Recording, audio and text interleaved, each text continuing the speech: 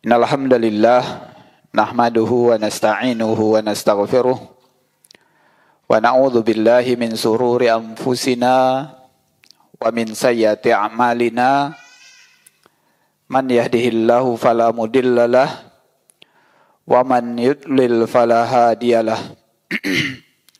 Asyhadu an la ilaha illallah wa la syarikalah wa asyhadu anna Muhammadan abduhu wa rasuluh. Allahumma salli wa sallim wa barik wa an'im ala nabiyyina wa habibina Muhammad wa ala alihi wa sahbihi wa man tabi'ahum bi ihsanin ila yaumiddin. Kaum muslimin, Bapak Ibu, saudara-saudara, para ikhwan dan akhwat rahimani wa rahimakumullah. Alhamdulillah, kita bersyukur pada Allah Subhanahu wa taala di kesempatan kali ini ataupun di petang hari ini telah selesai kita melaksanakan sholat fardu maghrib secara berjamaah. Kemudian alhamdulillah kita diberikan kesempatan oleh Allah Subhanahu wa taala untuk duduk sejenak sembari menunggu datangnya waktu sholat isya. Mudah-mudahan waktu ini bisa kita gunakan untuk berbagi, yaitu dengan kembali mengambil beberapa faedah dari pembahasan Qawaidul Fiqhiyah yang ditulis oleh Syekh Asy-Sya'di rahimahullahu taala. Kaum muslimin yang dirahmati oleh Allah Subhanahu wa taala, mudah-mudahan nikmat yang begitu banyak yang diberikan oleh Allah Subhanahu wa taala kepada kita semua senantiasa kita bersyukur atasnya, baik itu secara lisan ataupun dengan perbuatan, yaitu dengan mengibadahi Allah Subhanahu wa taala semata tanpa mencampuri ibadah kita itu dengan sesuatu apapun ataupun dengan mensyarikatkan Allah Subhanahu wa taala dalam peribadahan yang kita lakukan tersebut. Salawat serta salam tentunya tidak lupa juga kita doakan, kita mintakan kepada Allah Subhanahu wa taala agar senantiasa diberikan, dicurahkan untuk Nabi kita Nabi Muhammad sallallahu alaihi wasallam. Dan semoga selawat yang kita baca tadi juga diberikan, disampaikan untuk para sahabat, keluarga Nabi, kemudian para tabi'in dan tabi'ut tabi'in, serta mereka orang-orang yang terus mengikuti apa yang telah diajarkan oleh Nabi sallallahu alaihi wasallam. Baiklah Bapak Ibu yang kami muliakan, pada kesempatan kali ini kita masih melanjutkan pembahasan yang sudah pernah kita bahas pada sebelumnya, yaitu pembahasan kitab Qawaidul Fiqhiyah, dasar-dasar kaidah fikih, yang insyaallah pada malam hari ini ataupun petang hari ini kita akan lanjutkan dari bait nazam yang ditulis oleh Syekh Asy-Sya'di rahimahullahu taala, yaitu bait yang ke-18. Kata beliau, qala mu'allif wa tarji'ul ahkamu lil yakini fala yuzilu syakku lil yakini. Kata Syekh Asy-Sya'di dalam bait syair ini ataupun bait nazam ini, wa tarji'ul ahkamu lil yakini. Hukum itu akan kembali mengacu kepada sesuatu yang sudah yakin. Fala yuzilu syakku lil yakini. Maka keraguan-raguan tidaklah akan menghilangkan sesuatu yang sudah yakin.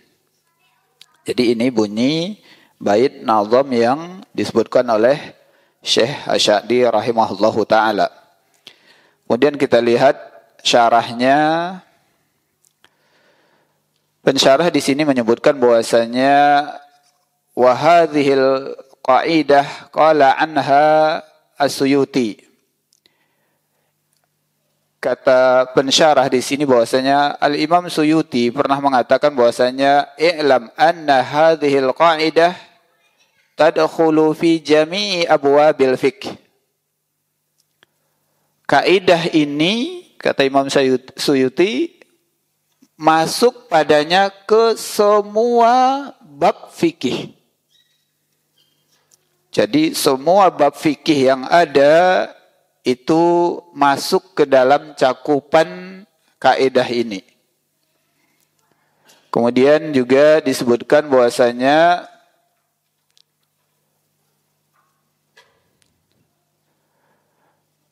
asyara an-nazim fi hadzal bait ila qaidati minal qawaidil kulliyatil kubra.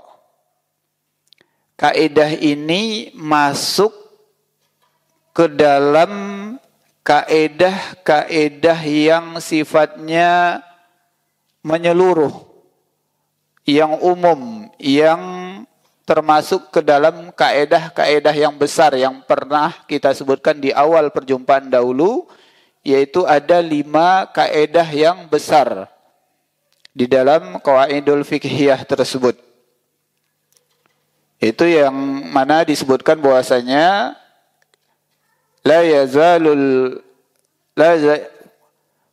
sebagaimana yang disebutkan dari Syekh Syadi tadi, fala yuzilu syakku lil yakini.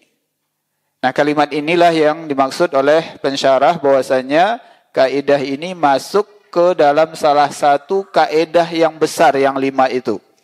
Bahwasanya sesuatu yang yakin itu tidak akan hilang dikarenakan perkara yang masih diragukan. Kemudian kaum muslimin yang dirahmati Allah Subhanahu wa taala, dalil yang digunakan oleh Syekh Sya'di ataupun para ulama yang lain yang membahas tentang qawaidul fiqhiyah, salah satunya adalah hadis Nabi sallallahu alaihi wasallam yang menyebutkan da'ma yaribuka ila ma la yaribuk. Tinggalkan sesuatu yang meragukan kamu kepada apa yang tidak meragukan kamu. Kemudian juga dalil yang lain, hadis Nabi sallallahu alaihi wasallam bahwasanya Nabi sallallahu alaihi wasallam menyebutkan la yansarifu hatta yasma'u sautan au yajidarihan. Hadis ini disebutkan oleh Nabi sallallahu alaihi wasallam ketika ada seseorang atau salah seorang sahabat dahulunya datang kepada Nabi sallallahu alaihi wasallam. Hadis ini disebutkan oleh sahabat Abdullah bin Zaid annahu qala sukiya ila Nabi sallallahu alaihi wasallam ar-rajulu. Ada seseorang datang kepada Nabi mengadukan bahwasanya di dalam salatnya dia merasakan sesuatu, ada sesuatu di perutnya. Ada sesuatu yang terjadi di perut orang tersebut. Ya, ada sesuatu yang rasa-rasanya mau keluar gitu. Namun tidak keluar gitu. Maka Nabi SAW mengatakan la yansarifu hatta yasma'u sautan au yajidarihan. Janganlah orang tersebut atau orang yang sedang sholat itu memutus sholatnya. Yang sorif itu berpaling artinya. Janganlah seseorang yang sholat yang mendapatkan sesuatu di perutnya tadi, ada sesuatu yang rasa-rasanya pengen keluar, biasanya angin yang dimaksud di sini, sampai kata Nabi hatta yasma'a sautan au yajidarihan, sampai dia mendengarkan suara atau mendapati aroma dari hal yang keluar dari perutnya tadi.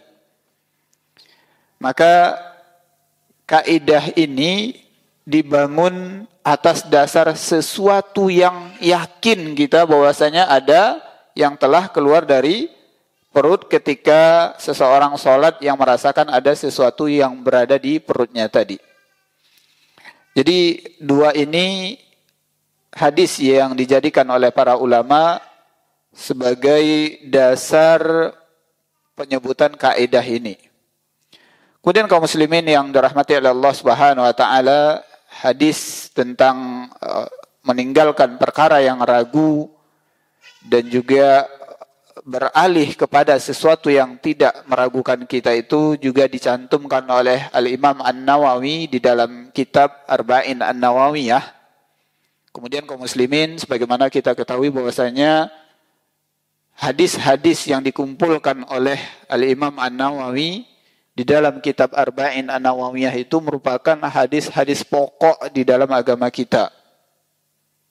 Maka pembahasan ini juga sangat penting kita ketahui agar sesuatu yang telah yakin adanya tidak kita hilangkan dikarenakan ada sesuatu yang mungkin ada keraguan-raguan yang ditimbulkan oleh syaitan kepada kita.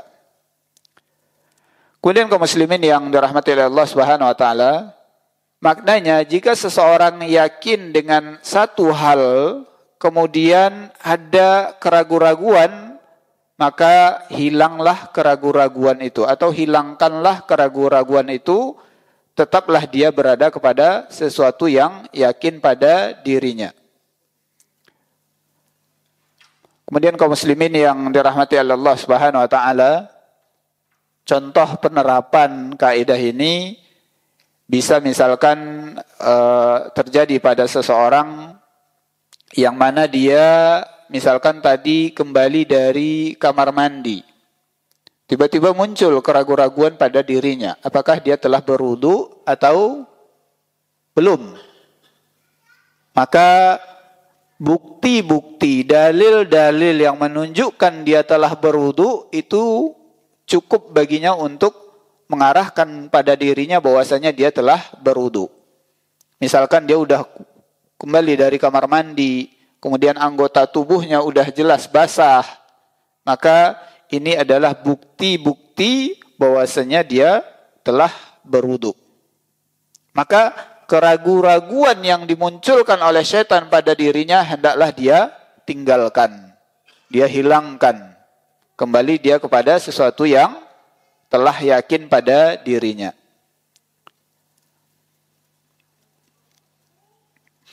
Kemudian kaum muslimin yang dirahmati oleh Allah Subhanahu wa taala, contoh yang disebutkan pensyarah di sini juga salah satunya adalah apabila ada seseorang yang ragu apakah dia telah melakukan akad nikah dengan seseorang gitu. Kalau misalkan keyakinan dia bahwasanya tidak ada bukti, tidak ada surat nikah, dia tidak ingat apakah dia pernah melakukan akad nikah dengan wanita tersebut, tidak ada saksi juga gitu, maka kembali kepada hukum asalnya bahwasanya dia tidak boleh mencampuri wanita tersebut, karena wanita itu adalah sesuatu yang haram bagi dirinya. Mungkin Bapak Ibu yang kami muliakan, kalau kita berbicara tentang hal yang seperti ini kayaknya rasanya apa ya? Mungkin ada orang yang sampai segitunya ragu gitu. Apakah wanita yang bersama dia udah dinikahi atau belum gitu. Tapi ya inilah yang diberikan contoh oleh pensyarah di sini. Tentu mungkin saja hal ini terjadi gitu. Karena bisa jadi syaitan mengkelabui orang tersebut. Atau ada cacat pada akad nikah yang dia lakukan gitu. Maka kalau seandainya bukti-bukti menunjukkan bahwasanya jelas-jelas akad nikah yang dia lakukan itu tidak pernah, ataupun kemungkinan ada cacat dalam akad nikahnya tersebut, maka kembali kepada hukum asal bahwasanya wanita itu haram bagi dirinya. Kemudian kaum muslimin yang dirahmati oleh Allah Subhanahu wa taala. Contoh yang disebutkan juga oleh penulis di sini bahwasanya apabila seseorang ragu dengan bilangan rakaat salat ataupun bilangan jumlah tawaf, sa'i ataupun jumlah kerikil yang dilontarnya ketika melontar jumrah, maka hal ini haruslah dia kembali kepada sesuatu yang yakin pada dirinya. Dia ragu dalam sholatnya apa udah 3 rakaat atau 4 rakaat gitu. Maka kalau memang dia ragunya seperti itu, apakah udah 4 rakaat atau 3 rakaat, hendaklah dia kembali kepada sesuatu yang lebih kecil. Karena itu yang lebih yakin. Dia telah melaksanakan 3 rakaat. Sementara yang 4 ini dia ragu. Seperti itu juga pada bilangan tawaf atau jumlah tawaf yang dilakukan oleh seseorang.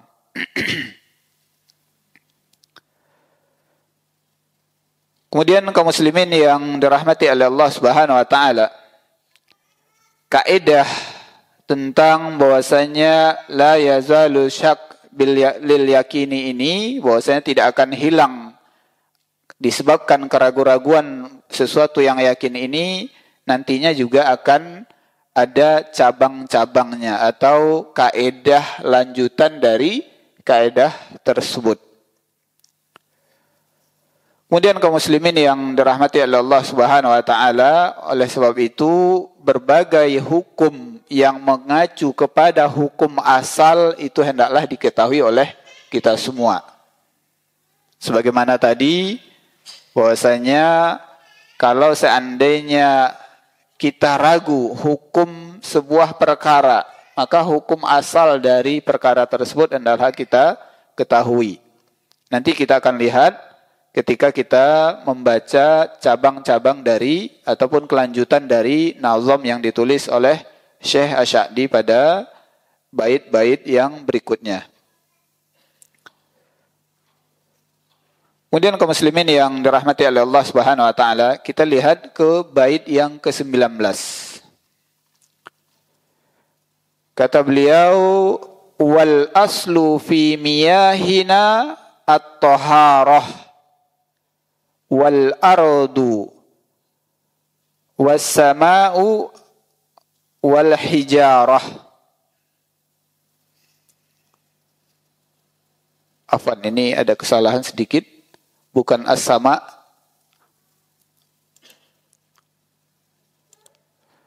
Wal aslu fil miyahina at-taharah wal ardu was thiyaba wal hijarah. Mungkin di bait yang diterjemahkan oleh salah seorang ustadz kita ini ada kesalahan dalam penulisan baitnya. Beliau menuliskan di sini was-sama. Sebenarnya yang benarnya adalah was-thiyab, pakaian ya. Wal aslu fi miyahina at-taharah. Dan yang menjadi hukum asal pada air kita itu adalah suci. Wal ardu was thiyabu wal hijarah. Dan bumi ini, kemudian pakaian dan bebatuan itu juga suci. Itu arti dari nazam yang ditulis oleh Syekh Asy-Sya'di tadi. Maka kaum muslimin yang dirahmati oleh Allah Subhanahu wa taala, semua air atau seluruh air yang ada itu secara hukum asalnya adalah suci hukumnya. Air baik itu yang turun dari langit yaitu berupa air hujan ataupun air yang muncul dari bumi, semuanya itu hukum asalnya adalah suci. Kecuali nanti ada dalil-dalil yang menyebutkan bahwasanya air ini menjadi tidak suci lagi. Kemudian kaum muslimin yang dirahmati oleh Allah Subhanahu wa taala, dalil yang disebutkan oleh pensyarah di sini tentang kaidah ini, pertama berkaitan tentang air yang dihukumi suci tadi, ataupun hukum asal dari air itu adalah suci, yaitu firman Allah Subhanahu wa taala, qauluhu ta'ala, wa yunazzilu 'alaikum minas sama'i ma'a liyutahhirakum bihi, dan diturunkan kepada kalian dari langit itu air yang bisa kalian jadikan untuk bersuci dengannya. Ini salah satu dalil dari Al-Quran tentang hukum asal dari air itu adalah sesuatu yang suci. Kemudian juga tentang tadi disebutkan dalam nazamnya Syekh Syadi bahwasanya wal ardu, bumi. Maka pensyarah menyebutkan bahwasanya dalil dari penyebutan bahwasanya bumi ini atau tanah dan sebagainya yang ada padanya hukumnya suci adalah hadis Nabi SAW yang disebutkan ataupun yang diriwayatkan oleh sahabat Abu Hurairah radhiyallahu anhu, bahwasanya Nabi SAW menyebutkan, ju'ilat li al-ardu masjidan wa tahuran, dijadikan atasku atau untukku, kata Nabi SAW, bumi sebagai masjid, sebagai tempat sujud. Kemudian wa tahuran, bumi itu selain sebagai tempat sujud juga sebagai sesuatu yang suci, kata Nabi SAW. Kemudian kaum muslimin yang dirahmati oleh Allah Subhanahu wa taala, yaitu dalil-dalil yang disebutkan oleh pensyarah, dasar yang dibangun oleh para ulama tentang bahwasannya air yang kita punya ataupun air yang ada di muka bumi ini itu hukumnya secara asal adalah suci. Kemudian kaum muslimin yang dirahmati oleh Allah Subhanahu wa taala, pensyarah di sini menyebutkan al-miyah, miyah itu artinya air ya.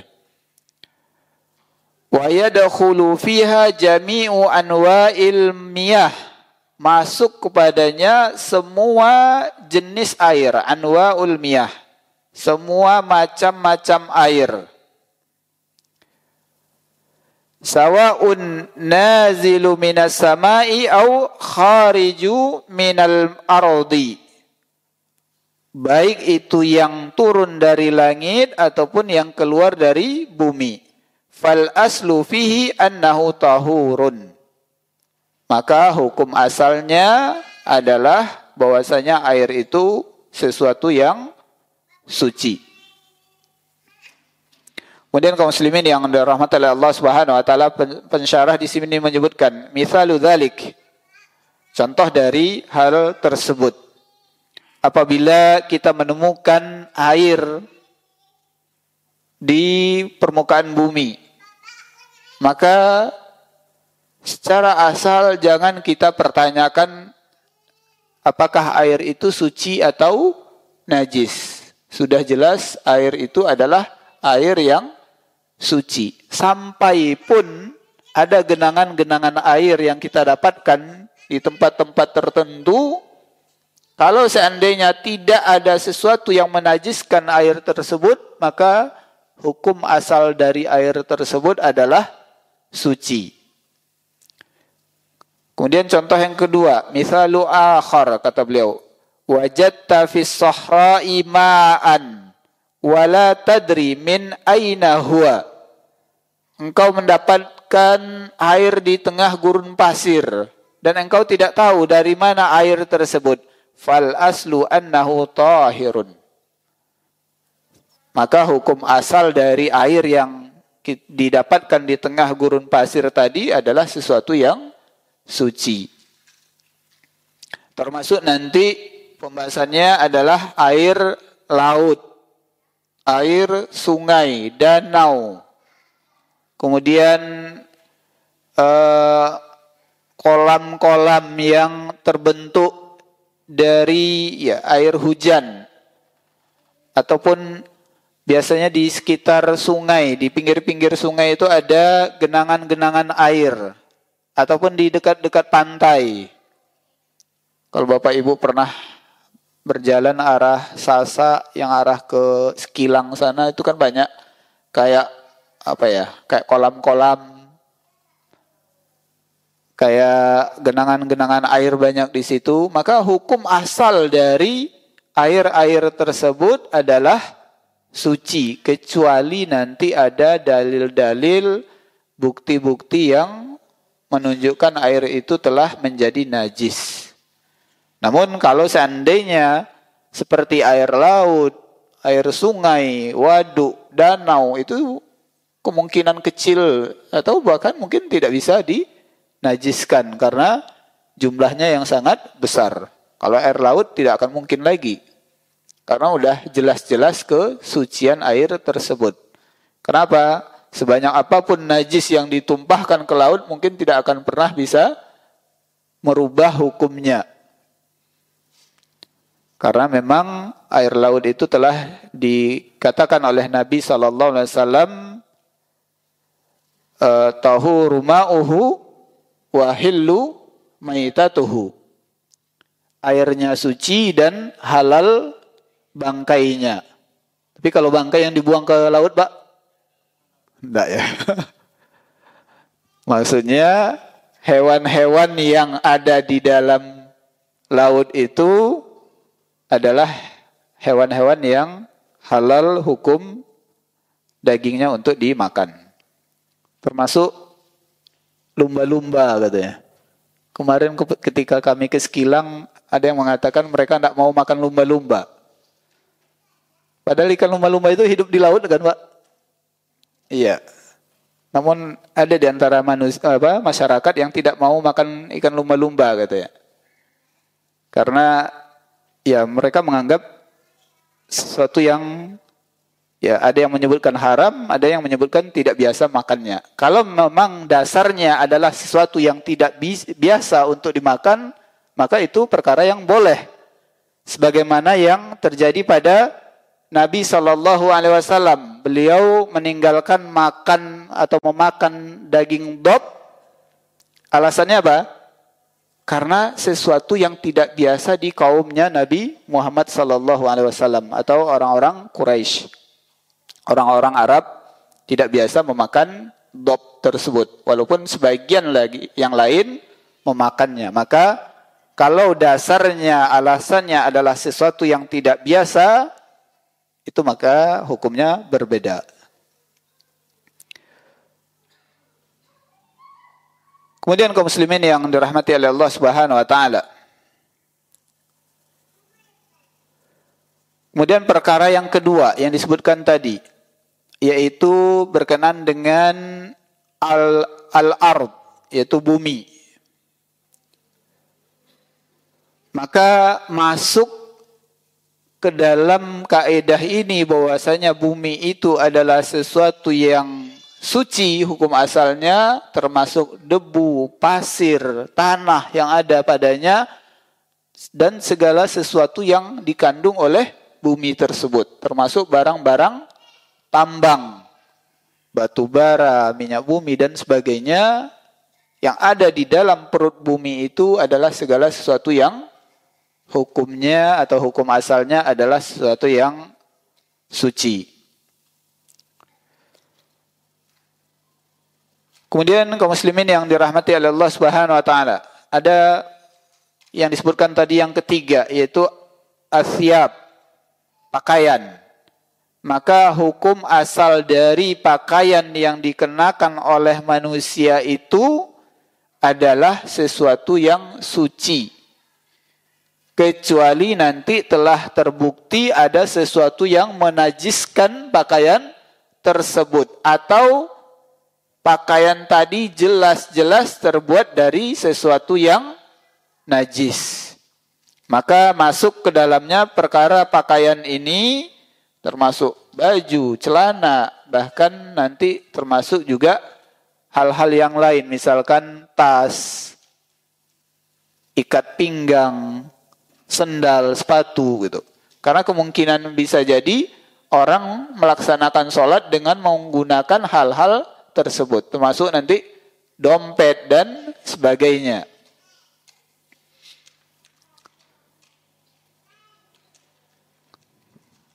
Kemudian juga kaum muslimin yang dirahmati oleh Allah Subhanahu wa taala, tadi terakhir dalam bait nazamnya beliau Syekh Syadi menyebutkan al-hijarah. Al-hijarah ini disebutkan adalah bebatuan. Maka bebatuan atau batu-batu itu juga hukum asalnya adalah sesuatu yang suci. Baik itu batu besar, kerikil, dan sebagainya. Kemudian kaum muslimin yang dirahmati oleh Allah Subhanahu wa taala, itu kelanjutan ataupun kaedah berikutnya dari kaedah yang tadi yang kita sebutkan, bahwasanya tidak akan hilang sesuatu yang yakin dengan adanya keraguan-raguan. Maka kenapa Syekh Sya'di membawakan tentang hukum asal dari beberapa benda yang disebutkan tadi? Miyah, yaitu air, kemudian al-ard, al-thiyab, al-hijarah, agar kita kembalikan sesuatu itu kepada hukum asalnya kalau seandainya ada keraguan-raguan pada diri kita. Maka hukum asal dari segala sesuatu yang telah disebutkan tadi adalah perkara yang suci. Kalau seandainya ada keraguan-raguan pada kita terhadap hal-hal yang tadi, kembalikanlah kepada hukum asalnya tersebut. Baik Bapak Ibu yang kami muliakan, kita lanjutkan sedikit tadi kesimpulan dari nazam atau bait yang ke-19 tadi. Bahwasanya segala air yang ada, kemudian bumi, dan segala sesuatu yang ada di dalamnya, baik itu bebatuan, pasir, lumut, pepohonan, maka semuanya itu adalah sesuatu yang suci secara hukum asal, termasuk pakaian. Kemudian juga tadi disebutkan al-hijarah. Kemudian kaum muslimin yang dirahmati oleh Allah Subhanahu wa taala, kita lanjutkan ke bait yang ke-20 dan 21. Ini juga masih kelanjutan dari pembahasan dari kaidah bahwasanya sesuatu yang yakin itu tidak akan pernah hilang dengan sesuatu yang ragu-ragu. Maka beliau di sini mengajarkan kepada kita untuk memastikan sesuatu yang yakin itu agar tidak hilang dengan adanya keraguan-raguan yang muncul pada diri seseorang dengan atau tentang perkara hal-hal yang disebutkan. Baik tadi tentang hukum asal dari beberapa perkara tadi ataupun hal-hal yang akan beliau sebutkan berikut ini. Maka di bait yang ke-20 beliau menyebutkan wal aslu fil abda'i wal luhumi wan nafsi wal amwali lil ma'sumi tahrimuha hatta yaji'ul hil fafham hadaqallahu ma yamil. Kaum muslimin, Syekh Sya'di menyebutkan wal aslu fil abda'i wal luhumi, dan hukum asal pada fil abda. Abda itu diartikan, mohon maaf, kemaluan. Kemudian wal luhumi, daging. Wan nafsi, jiwa atau seorang jiwa atau jiwa seseorang. Wal amwali, harta-harta. Lil ma'sumi, orang yang terjaga. Itu bait yang ke-20. Dilanjutkan ke bait yang ke-21. Tahrimuha hatta yaji'ul hil. Hukumnya haram sampai datang sesuatu yang menghalalkannya. Jadi di bait ke-20 disebutkan wal aslu fil abda'i wal luhumi wan nafsi wal amwali lil ma'sumi. Hukum asal dari, mohon maaf tadi, kemaluan, daging hewan, jiwa seseorang, harta seseorang, lil maksumi, maksudnya orang yang terjaga. Hukumnya apa? Tahrimuha hatta yaji'ul hil. Hukumnya haram sampai datangnya sesuatu yang menghalalkannya. Jadi kita lihat masing-masingnya. Di sini tadi Syekh Syadi menyebutkan bahwasanya hukum asal pada kemaluan. Maksudnya apa? Hukum asal untuk mendatangi, mencampuri seorang wanita itu adalah haram tadi. Sampai datang dalil yang menghalalkannya. Apa dalil yang menghalalkannya, Pak? Itu nikah atau apa lagi, Pak, selain nikah? Budak, ya. Maksudnya terjadinya akad yang jelas tentang perbudakan atas wanita tersebut. Karena harus jelas juga akadnya gitu. Serah terima kepemilikan gitu. Kalau itu pembahasannya tentang budak wanita. Baik itu yang akad jual belinya udah jelas serah terimanya atau akad yang lainnya. Akad yang lain apa tentang perbudakan? Bisa jadi berupa hadiah. Ada seseorang menghadiahkan kepada orang lain berupa budak wanita. Sebagaimana yang pernah terjadi pada Nabi SAW. Salah satu istri beliau itu adalah seorang budak tadinya yang dihadiahkan oleh Raja Mesir kepada Nabi Muhammad SAW. Siapa, Pak? Siapa? Ibu dari anak Nabi Ibrahim. Maryah Al-Kiptiyah. Yaitu adalah budak yang pernah dihadiahkan kepada Nabi SAW. Ataupun cara yang lain, yaitu misalkan ada pembagian rampasan perang, termasuk tawanan perang. Maka sudah jelas pembagiannya, wah ini untuk si fulan, ini untuk si fulan gitu. Ternyata salah satu yang dibagi itu adalah budak. Maka kalau seandainya sudah jelas pembagian tersebut, maka halallah bagi dia tentang al-abda' tadi. Kemudian wal-luhum, daging. Daging hewan ya, Pak ya. Tentu yang dimaksud di sini adalah hewan-hewan yang boleh untuk dimakan ya, atau secara umum tadinya ya. Tapi kalau disebutkan tadi hukum asalnya adalah haram ya, kita coba perhatikan dengan baik-baik.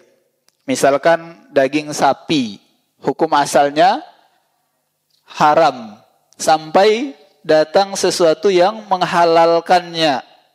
Apa yang menghalalkannya, Pak? Pertama, disembelih atau ya disembelih. Tentu yang menyembelih adalah orang yang berhak untuk menyembelih hewan tersebut. Yang berhak untuk menyembelih hewan itu hanya ada dua, Pak. Pertama, orang Muslim. Yang kedua, apa? Ahli kitab. Jadi dua orang yang berhak untuk menyembelih hewan sembelihan. Pertama orang Muslim, yang kedua ahli kitab. Dan syarat yang kedua tadi apa? Menyebut nama Allah sebelum dia menyembelih hewan tersebut. Maka dua perkara itu yang akan menjadikan hukum haram tadi menjadi halal. Atau ada cara lain, Pak, selain disembelih? Merubah hukum haramnya daging menjadi halal. Ya, selain disembelih, contohnya adalah ketika berburu. Ya, ketika mau manah buruan, sebelum melempar anak panah atau melepaskan anak panah tadi, hendaklah seseorang itu membaca bismillah atau menyebut nama Allah. Atau yang lain, selain menyembelih, berburu dengan anak panah tadi, atau dengan alat yang lain ya, bukan hanya alat anak panah ya, misalkan tombak juga bisa gitu.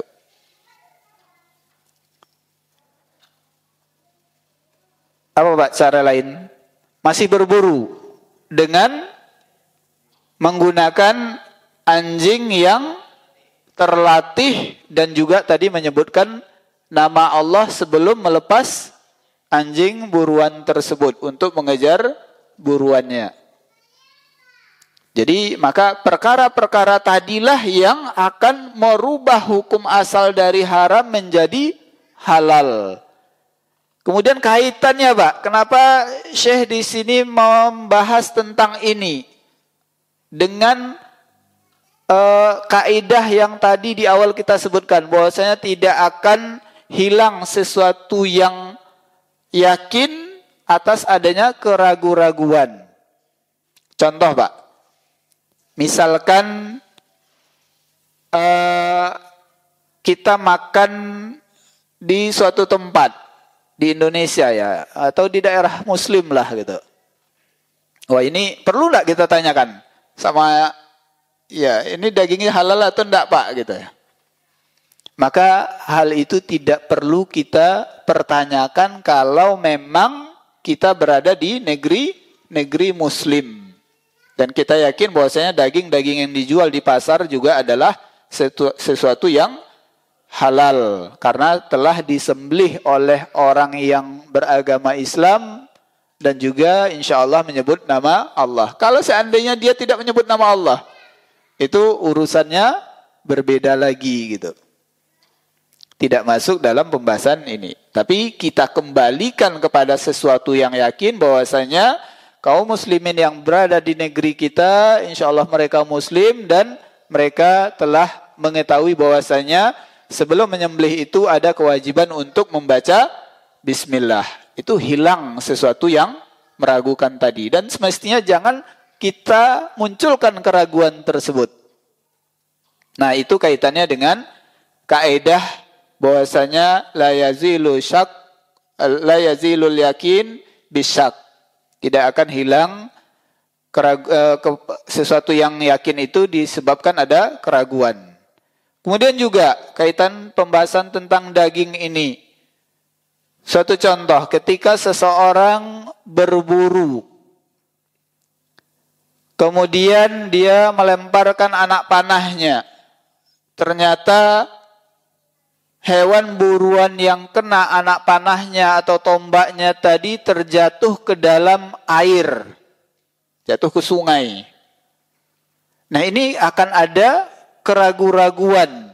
Apakah hewan buruannya tadi mati dikarenakan tombak ataupun anak panah yang mengenainya, atau karena terjatuh ke air dan tenggelam di air. Nah, maka akan ada sesuatu yang ragu pada hal tersebut. Maka kembalikan kemana, Pak? Hukum asal daging tersebut adalah haram. Hati-hati Bapak ya. Atau kalau di tempat kita berburu mungkin udah jarang gitu. Yang pernah terjadi apa, Pak? Ada orang yang lihat ada ayam ketabrak mobil gitu. Pas dia mau sembelih sebenarnya udah mati karena ketabrak mobil, tapi tetap aja dia sembelih gitu. Itu bukan sesuatu yang ragu Pak ya. Tapi itu harus benar-benar dipastikan. Sebelum dia menyembelih khawatir ini udah mati duluan, maka harus dia pastikan bahwasanya ayam yang mau dia sembelih itu masih dalam keadaan hidup baru dia sembelih. Tapi kalau dia udah yakin bahwasanya hewan itu udah mati karena ketabrak mobil, kemudian dia tetap sembelih, maka sembelihannya tidak halal. Kemudian juga contoh yang lain tentang berburu tadi dengan menggunakan anjing. Maka kalau seandainya ketika dia melepas anjing yang sudah terlatih, ingat Pak ya, syaratnya tadi Pak, anjingnya terlatih. Kemudian dia juga telah melepas anjing tersebut dengan membaca bismillah. Kemudian anjingnya tadi mengejar buruan. Kemudian ternyata ada anjing yang lain yang ikut bersama anjing yang dia lepaskan tadi. Maka ini akan ada keraguan-raguan pada hewan yang misalkan tadi anjingnya mengejar buruan dan mati, karena ada anjing yang lain yang mungkin tidak terlatih ataupun tidak dilepas dengan membaca bismillah, maka hukumnya dikembalikan kepada hukum asalnya, bahwasanya daging dari buruan tersebut tidaklah halal atau haram. Nah, seperti itu pembahasan kenapa beliau lanjutkan kaedah tentang fala yuzilu syakku lil yakini, tidak akan hilang disebabkan perkara yang ragu sesuatu yang telah yakin. Kemudian dalam bait yang ke-20 tadi beliau juga menyebutkan wan nafsi, seorang jiwa. Itu hukum asalnya juga adalah haram. Sebagaimana yang disebutkan oleh Nabi SAW di dalam hadis beliau ketika haji wada.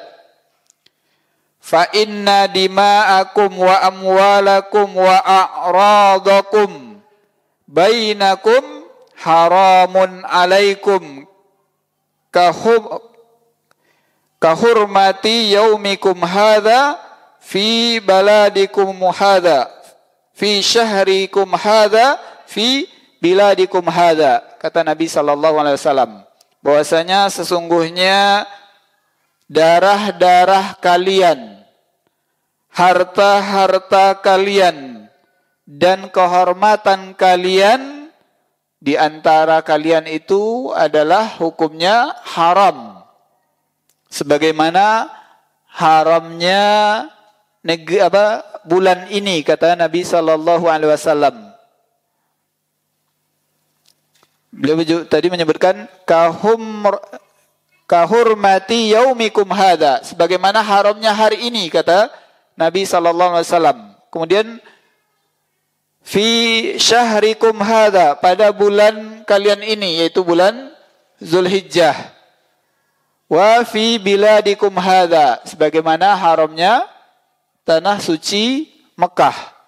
Maka jiwa seseorang yang disebutkan oleh Syekh Syadi di belakangnya lil maksumi, yang terjaga, yaitu orang-orang yang telah terjaga keharaman jiwanya, itu adalah hukum asalnya haram.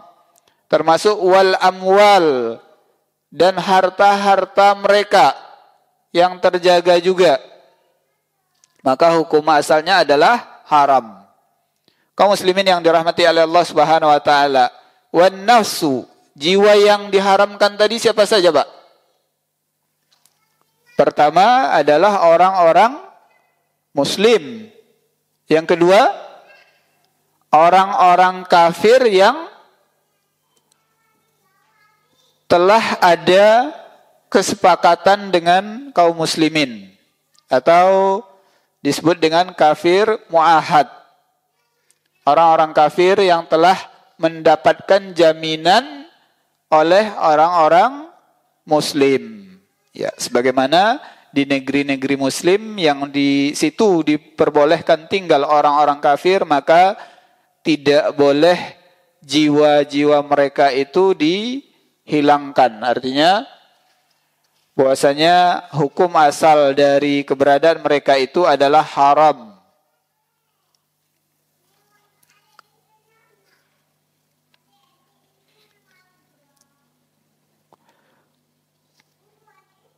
Kemudian kaum muslimin yang dirahmati oleh Allah Subhanahu wa taala, tentang jiwa-jiwa yang diharamkan tadi, kemudian di ujung bait yang ke-20 beliau menyebutkan lil ma'sumi, yaitu jiwa-jiwa dan harta-harta orang yang terjaga itu hanya boleh ataupun akan berubah nantinya hukum asalnya haram tadi kepada sesuatu yang halal dikarenakan ada sebab 3 perkara yang disebutkan oleh Nabi SAW, juga disebutkan oleh Imam An-Nawawi di dalam hadis Arba'in An-Nawawiyah, yaitu hadis yang ke-14.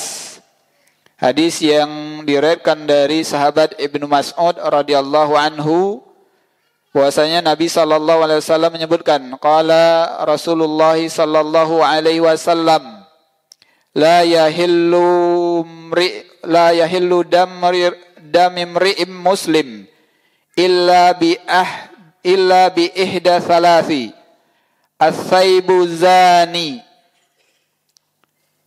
wan nafsu bin nafsi wat tariku lidinihi al mufariqu lil jamaah. Maka baik jiwa-jiwa seseorang yang terjaga tadi ataupun harta-harta mereka itu akan boleh atau akan berubah hukumnya dari yang haram tadi untuk boleh ditumpahkan darahnya, kata Nabi, hanya dengan 3 sebab atau salah satu dari 3 sebab. Pertama tadi as-saybu zani, itu orang yang telah menikah yang melakukan perzinahan. Wan nafsu bin nafsi, orang yang membunuh maka boleh dibunuh atau dikisos. Wa tariku li dinihi al mufariqu lil jamaah, yaitu orang yang murtad. Maka dengan sebab itulah bolehnya jiwa seseorang itu untuk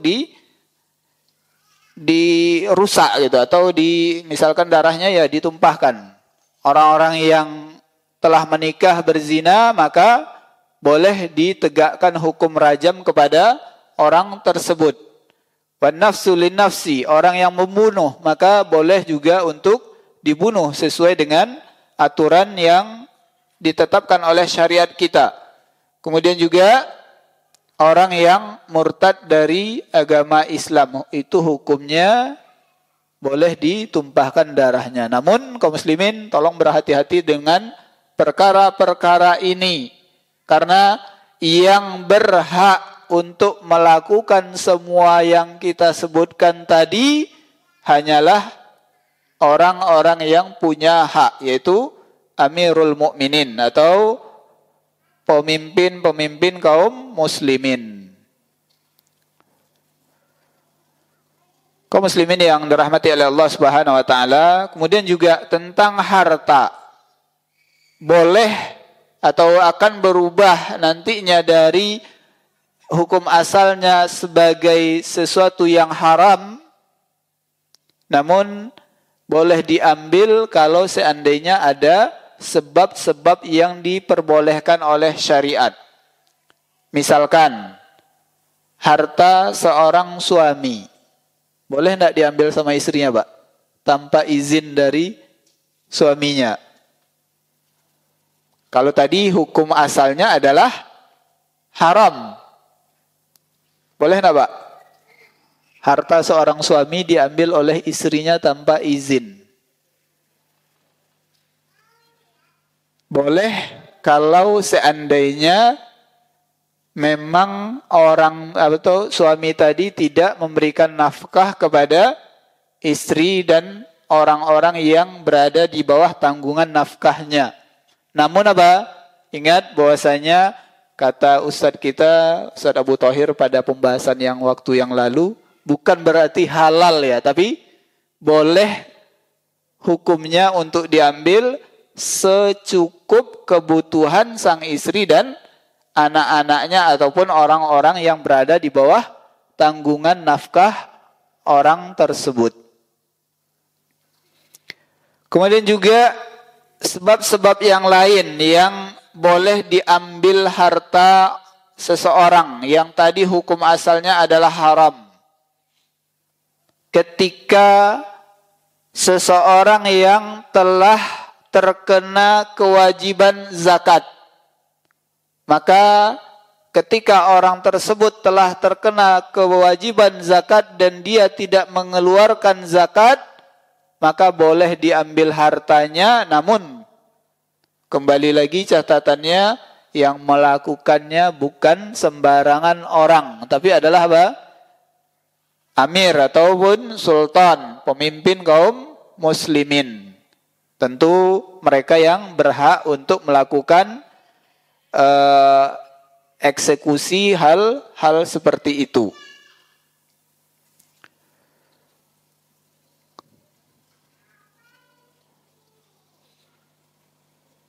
Kemudian kaum muslimin yang dirahmati oleh Allah Subhanahu wa taala, termasuk juga harta seseorang yang berhutang.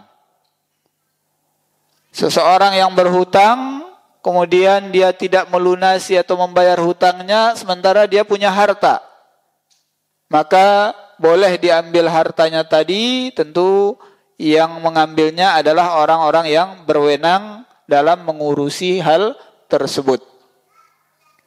Jadi kaum muslimin yang dirahmati oleh Allah Subhanahu wa taala, mohon kita perhatikan sesuatu yang paling penting dalam pembahasan ini, bahwasanya baik itu masalah darah ataupun kehormatan seseorang yang terjaga tadi, harta seseorang yang terjaga tadi, yaitu kaum muslimin ataupun orang-orang kafir muahad yang telah dijamin keberadaan mereka, maka itu semuanya hukum asalnya adalah haram, kecuali kata Syekh Sa'di tadi, hatta yaji'ul hil, sampai datangnya sesuatu yang menghalalkan.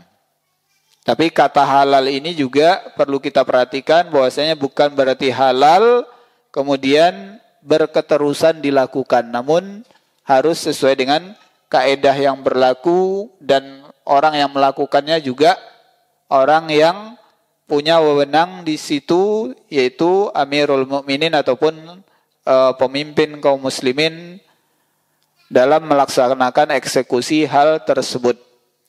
Kemudian juga sebagaimana kaedah-kaedah yang lain, ketika berubahnya hukum haram menjadi perkara yang dibolehkan tadi, hanya sebatas kebutuhan atas hal tersebut. Contoh harta tadi, sebagaimana yang telah kita sebutkan dalam kaidah-kaidah sebelumnya, bahwasanya perkara yang haram itu akan bisa menjadi boleh, bahkan wajib untuk digunakan. Misalkan seseorang yang dalam keadaan haus, lapar, bisa jadi membahayakan jiwanya, maka boleh dia untuk yang hanya, misalkan dalam kondisi yang ada hanyalah khamar, maka boleh baginya untuk meminum hanya sekedar untuk menghilangkan dahaga yang ada pada dirinya. Jangan sampai udah diminum lanjut untuk ke sekian kalinya, tidak.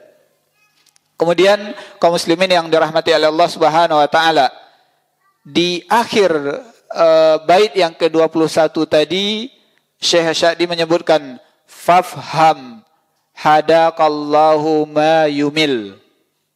Maka semoga engkau diberikan hidayah untuk memahami, atau pahamilah, semoga engkau mendapatkan hidayah dari Allah Subhanahu wa taala dari apa yang disebutkan. Kaum muslimin yang dirahmati oleh Allah Subhanahu wa taala, inilah para ulama kita, ketika mereka menuliskan sesuatu ilmu, mereka tidak lupa untuk mendoakan orang yang membacanya, yang mendengarkannya. Fafham, maka pahamilah, kata beliau, hadakallahu ma yumil, semoga engkau mendapatkan hidayah dari Allah, atau semoga Allah memberikan hidayah kepadamu tentang apa-apa yang telah dibacakan, disampaikan, didiktekan kepada engkau, kata Syekh Asy-Sya'di rahimahullahu ta'ala. Tentu dengan beliau menyebutkan ini kalimat fafham, pahamilah. Pahami, jangan sampai apa-apa yang disebutkan oleh beliau tadi sampai ada kekeliruan dalam kita memahami apa yang dimaksud. Contohnya tadi, karena perkara ini agak sensitif, mudah-mudahan dengan hidayah dari Allah Subhanahu wa taala kita benar-benar tepat meletakkan apa yang telah kita bahas tadi. Contoh tadi bahwasanya jangan sampai hukum asalnya haram berubah menjadi sesuatu yang halal ataupun mubah tadi, namun karena ketidaktahuan kita serampangan melakukannya, terjadi kerusakan di tengah-tengah masyarakat. Mudah-mudahan kaum muslimin yang dirahmati oleh Allah Subhanahu wa taala, dengan doanya beliau Syekh Asy-Sya'di mendoakan kita yang membaca ataupun yang mendengarkannya, kita menjadi orang-orang yang paham tentang kaedah-kaedah tersebut dan juga tentang perkara di dalam agama kita ini. Demikian kaum muslimin, Bapak Ibu yang kami muliakan, semoga hal ini bermanfaat bagi kita semua. Mudah-mudahan ada kesempatan berikutnya kita untuk melanjutkan bait yang ke-22 dan seterusnya. Aqulu qauli hadza astaghfirullah li wa lakum wastaghfirhu innahu huwal ghafurur rahim. Assalamualaikum warahmatullahi wabarakatuh.